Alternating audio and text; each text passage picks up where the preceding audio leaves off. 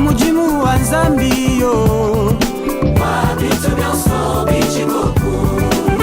Enine disanka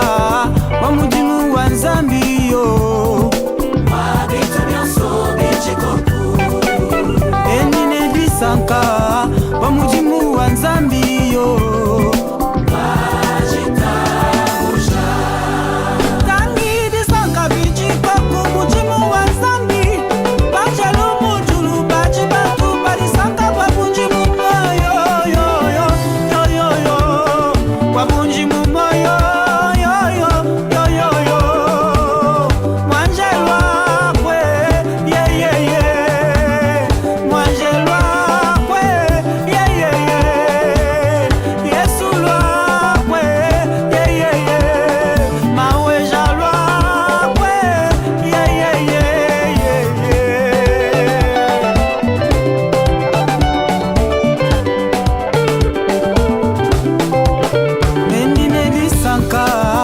bamujimu wa Nzambi yo Mabitu nyonso bichikoku Enine disanka bamujimu wa Nzambi yo Mabitu nyonso bichikoku Enine disanka bamujimu wa Nzambi yo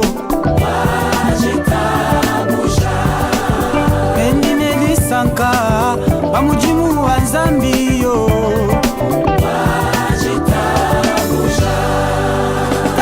Disanka bichikoku mujimu wa Nzambi Banjelu mujulu baji bantu badisanka babunjimu moyo yo yo yo yo yo babunjimu moyo yo yo yo yo yo Banjelwa we ye ye ye Banjelwa we ye ye ye Yesu lwa we ye ye ye Mawe jalwa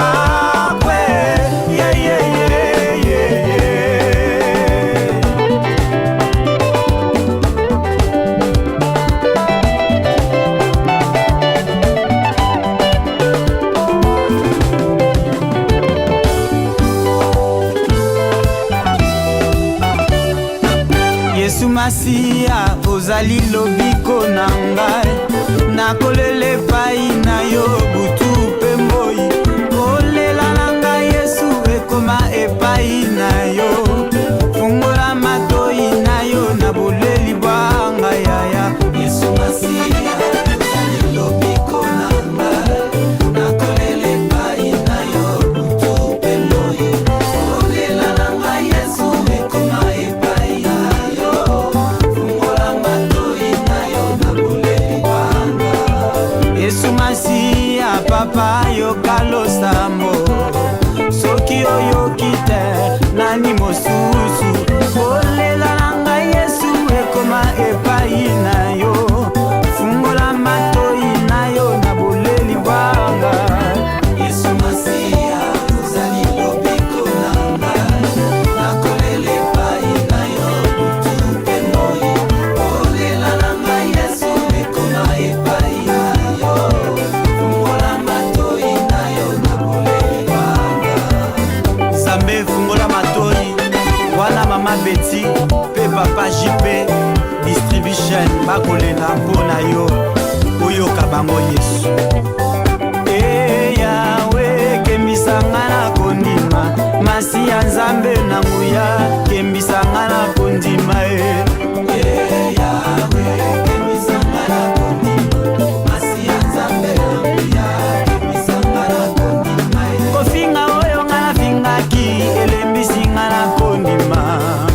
mkolo na ngai kembisanga na kondima Yawe kembisanga na kondima masi ya Nzambe na nguya kembisanga na kondima kofinga oyo nga na fingaki elembisinga na